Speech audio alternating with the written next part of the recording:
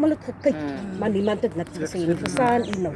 En dit is wat dit is, as dinge moet gedoen raak, moet ons dit op die regte manier doen, verstaan julle nou? En dit is wat, as ek nou moet kom op ons geestelike vlak, moet ons sien, is net die Here wat die saak kan vat, verstaan? Ons kan nie, ons in die tyd moet ons die Here ken in die saak, sodat hy kan die saak verder vat.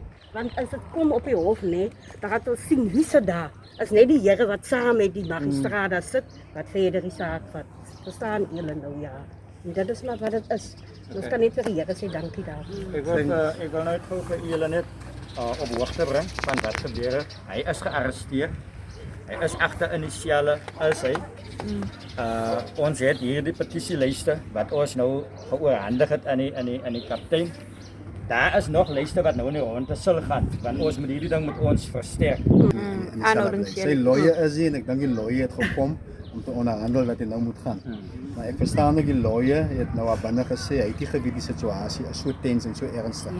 So daai is basically die geval. Wat die moeder gesê het, en maandag toe ek kom was dit gewees waar mense in die bokant was, dink ek by die huis gewees.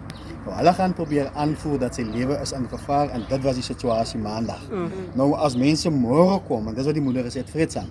Want ons wil nie in hulle hande speel waar mense moeilik raak en waar daar in die hof geargumenteer word, maar nee, maar dit is so. Die man se lewe is in gevaar. Kyk hoe gedraai die mense val hier buite. Verstaan wat ek sê? Ons het vir die polisie binne nou gesê daar. Ons is moeilik om mense te beheer. Right? En as mense môre opdaag, dan daag mense op sonder dat iemand hulle voorgesê het om op te daag. Net die blote feit omdat hulle voel dat die hele aangeleentheid wat gebeur het raak die gemeenskap aan. As die issue is stems en dit lyk dit kom af op racial issues, verstaan.